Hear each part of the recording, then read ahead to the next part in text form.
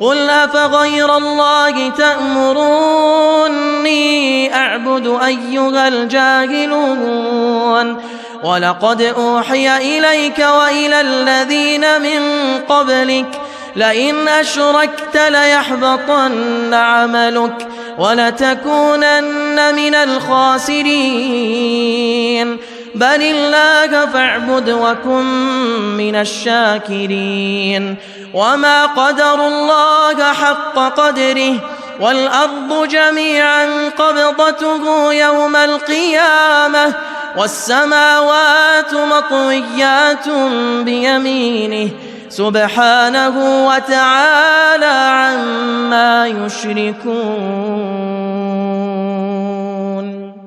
ونفخ في الصور فصعق من في السماوات ومن في الأرض إلا من شاء الله ثم نفخ فيه أخرى فإذا هم قيام ينظرون وأشرقت الأرض بنور ربها ووضع الكتاب وجيء بالنبيين والشهداء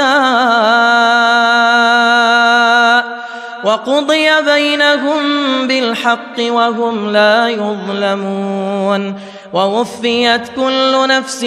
ما عملت وهو أعلم بما يفعلون وسيق الذين كفروا إلى جهنم زمرا حتى إذا جاءوها فتحت أبوابها وقال لهم خزنتها ألم يأتكم رسل منكم يتلون عليكم آيات ربكم وينذرونكم لقاء